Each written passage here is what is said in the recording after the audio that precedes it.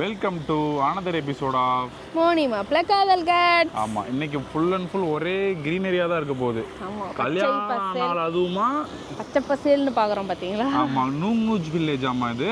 ஆமா.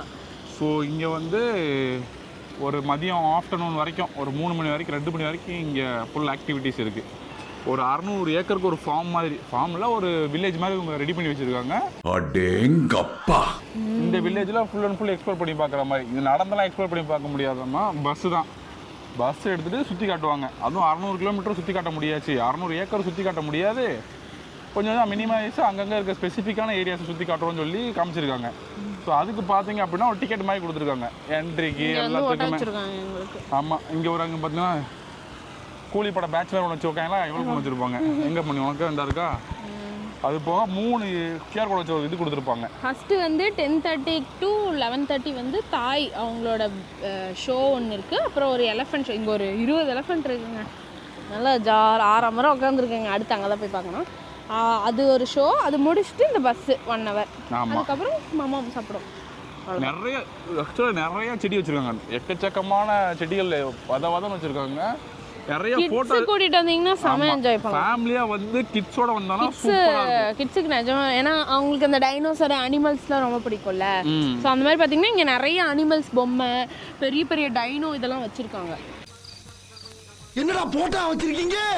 பின்னாடி 100 ஏக்கருக்கு செடி மட்டுமே வச்சு வளர்த்து வச்சிருக்காங்கன்னா பாத்துக்கோங்க. இங்க இருக்க கவர்மெண்ட் ஸ்கூல்ஸ், மற்ற ஸ்கூல்ஸ்ல இருக்க பசங்க எல்லாமே ஒரு 5 ஸ்கூல்ல இருந்து பேட்சா வந்திருக்காங்க பாருங்க. எல்லாருமே கிளாஸஸ்ல எல்லாம் கூட்டு கட்டடிச்சு கூட்டு வந்திருக்காங்க.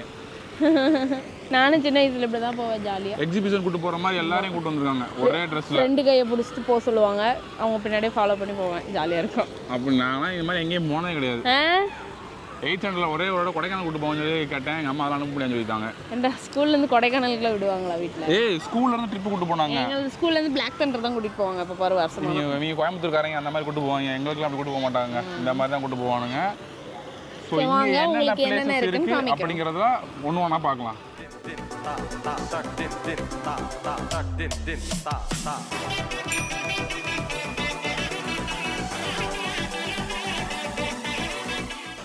இப்போ இந்த இடத்துல மெயினாக ஒன்று பதிவு பண்ண வேண்டியது என்னன்னு பார்த்தீங்கன்னா, அங்கே டெய்லி ஆஃபீஸ் போயிட்டு வந்துட்டு எதுவுமே பிளான் பண்ண முடியாத மாதிரியே இருந்தது.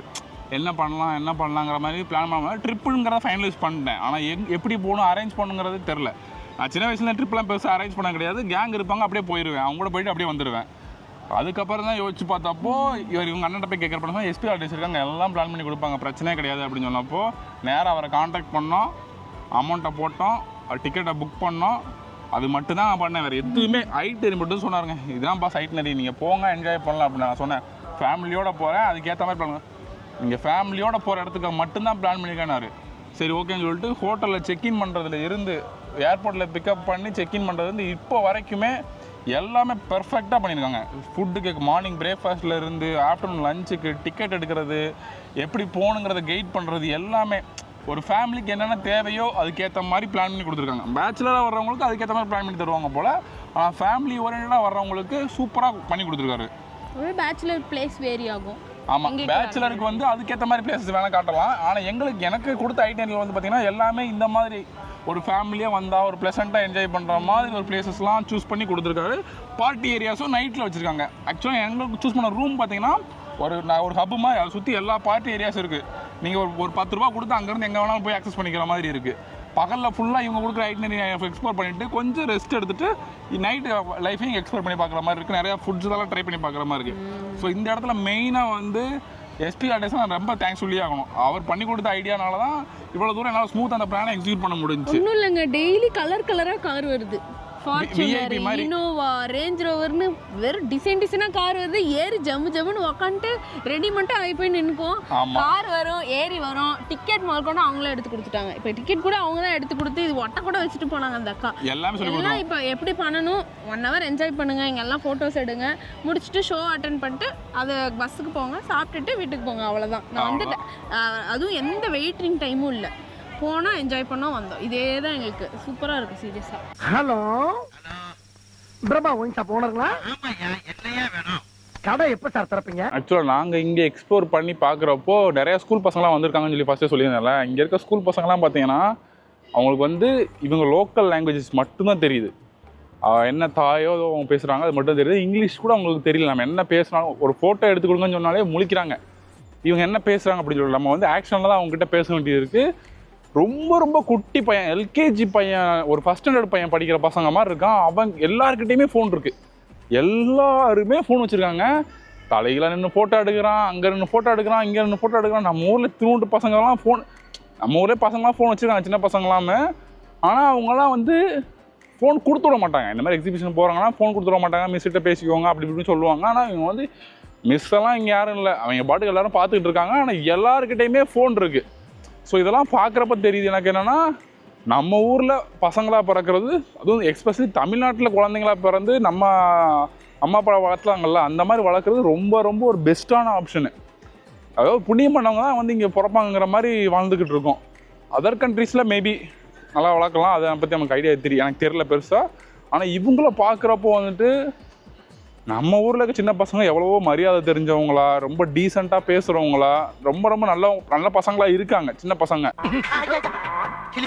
இப்போ இருக்க சின்ன பசங்க இவங்கெல்லாம் கம்பேர் பண்ணுறப்போ, ஆக்சுவலாக கம்பேர் பண்ண தேவையில்லை, ஆனால் இவங்களாம் கம்பேர் பண்ணுறப்போ நம்ம பசங்க எவ்வளவோ பெஸ்ட்டாக வளர்ந்து வராங்க. ஆனால் அதுக்கு மெயினான ரீசன் வந்து என்விரான்மெண்ட்டும் கூட சொல்லலாம். ஏன்னா நம்ம பசங்களை நம்ம வளர்க்குற என்விரான்மெண்ட்டும் இப்படி நடந்துக்காத அப்படி நடந்துக்காத, இப்படி இந்த வயசில் உனக்கு எதுக்கு ஃபோனு அது நம்ம கொடுக்குற ரெஸ்ட்ரிக்ஷன்ஸ் வந்து கரெக்டுன்னு எனக்கு இப்போ ஃபீல் ஆகுது.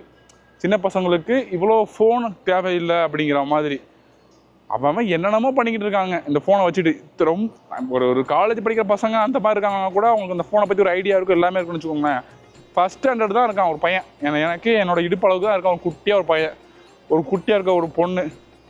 அதாவது மிடில் ஃபிங்கர் அப்போ காட்டிட்டு கத்தின்னு ஓடுது. அவங்க பேசுகிற பேட் வேர்ட்ஸில் பேசுகிறாங்களா என்னங்கிறதே தெரில. ஆக்ஷனை பார்த்தாலே வந்துட்டு ரொம்ப வல்கராக பேசிட்டு சுற்றிட்டு இருக்க மாதிரி தெரியுது. தாத்தா ஒலினா என்ன? நீங்கள்லாம் பார்த்தா பொட்டதையோடு அடித்து உனையெல்லாம் ஒழுக்கமாக வளர்த்துருந்தா நீ இந்த மாதிரிலாம் பேசுவியா அப்படிங்கிற மாதிரி இருக்கானுங்க. என்ன பண்ணுறது, டேய் நம்ம ஊரில் இருக்க பேர பசங்களா குட்டி பசங்களா அப்படியே ஒழுக்கமாக இருந்துருங்கடா, அதான்டா நல்லது எல்லாருக்கும். A few moments later. So பிறந்தநாள் கிஃப்ட்டு ஆனிவர்சரி கிஃப்ட்டு தான் பெஸ்ட்டு. போனியோட ஃபேவரட்டு எலஃபண்ட்டுக்கு பனானா, அது ரொம்ப ஆரவாரமாக இருக்குது. ஆமாம், இப்போ போய் நீ போய் கொடுப்போம், அதெல்லாம் ஒன்றும் பண்ணாது, போய் கொடுப்போம். அதை வெயிட் பண்ணிட்டு இருக்கு பாரு. வாங்கம்மா, வீட்டுக்காரர் என்னம்மா பண்றாரு? விளக்க மாதிரி பின்றாரு, தெரியவாயா? பின்னட்டும்.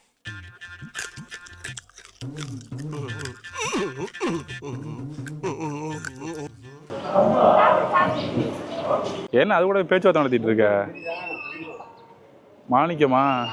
ஆமா, நீ எப்படியா இருக்க? எங்க ஐயா, நான் அப்படியே தான் இருக்கேன். சரி, ஆனா என்னோட சேர்ந்து உங்களை அடிச்சானுங்களே, அந்த கத்தி கந்த பான் ரவி பரு முருக, அவங்க அத்தனை பேர் திடீர்னு பெரிய ரவுடி ஆயிட்டானுங்க. நான்சென்ஸ். எப்படி ரவுடி ஆனானுங்க? எப்படி ஆனானுங்க? இருக்கிறதுலே சந்தோஷமான ஆள் யாருன்னு பார்த்தீங்கன்னா மோனி. ஃபுல்லாக எங்கே பார்த்தாலும் யானைகள் கூட்டமாக தான் இருக்குது. நல்ல வேலை ஆனிவர்சரி கிஃப்ட் மாதிரி ஆயிடுச்சு யானையை பார்க்குறது. ஆமாம், எனக்கு வந்து ரொம்ப ஆசை கிட்ட பார்க்கணும் தொடணும் அப்படின்னு. கோயிலெல்லாம் அவ்வளோ சீக்கிரம் அது மண்டையில் கொட்டுக்க வச்சுட்டு போயிடும். இன்னைக்கு தான் அதுக்கு ஊட்டி தடவியெல்லாம் பார்த்தேன். இவ்வளோ பெருசு ஒரு யானை இருக்குன்னு எனக்கு இப்படி தான் தெரியுது. பெட்டெல்லாம் வளர்க்க முடியாது போலயே. அதாவது யானைலாம் நம்ம வீட்டில் வச்சு வளர்க்க சொல்கிறாங்க, நம்ம எங்கே போய் வளர்க்குறது? அதெல்லாம் வளர்க்க நமக்கு சோறு போகிறதுக்கே பெரும்பாடாக இருக்குது, சம்பாதிச்சு சோறு சாப்பிட்றதுக்கு. ஒரு சீப் வாழைப்பழத்தை அப்படியே ஸ்நாக்ஸ் ஆகிட்ட முழுங்கிடுச்சு வாயில் போட்டு. நானே இங்கே போகிறேன். அதை சொல்லுங்கள், எத்தனை தார் வாங்குறது நம்ம கஷ்டம். உள்ளே என்ன இருக்குன்னு பார்ப்போம். எலஃபண்ட் ஷோக்கில் 2 ஷோ ஆமாம், இதுக்குள்ளேயே பார்ப்போம் என்ன தான் காட்டுறாங்க அந்த ஷோக்குள்ளே.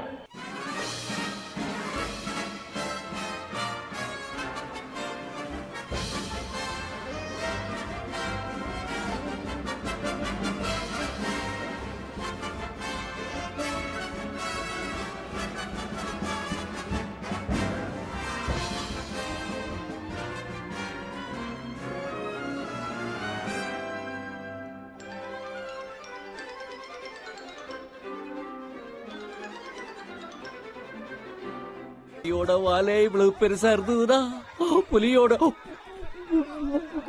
பல்லு எவ்வளவு பெருசா இருக்கும். மகாபிரபு, நீங்க இங்கே வந்துட்டீங்களா? பார்த்தீங்களா, யானை ஷோ, எலஃபண்ட் ஷோ சொல்லிட்டு கூட்டு வந்துருந்தாங்க. ஆக்சுவலாக இது பார்க்குறப்போ ரொம்ப ஜாலியாக இருக்குது, ரொம்ப இது பிடிச்சிருக்கு. எல்லாமே நல்லா ஜாலியாக பண்ணியிருக்காங்க. ஆனால் காட்டுக்குள்ளே எவ்வளோ கம்பீரமாக சுற்றிக்கிட்டு இருக்குங்க. அது நல்லா ஃபேமிலியோட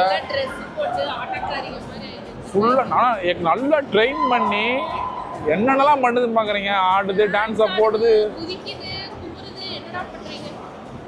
என்னென்னமோ பண்ணுது. அந்த பக்கம் அங்கிட்டு ஒரு சில கட் ஆஃப் கேங்ஸ் இருக்காங்க, இந்த பக்கம் கொஞ்சம் கேங்கு. இங்கே பாருங்க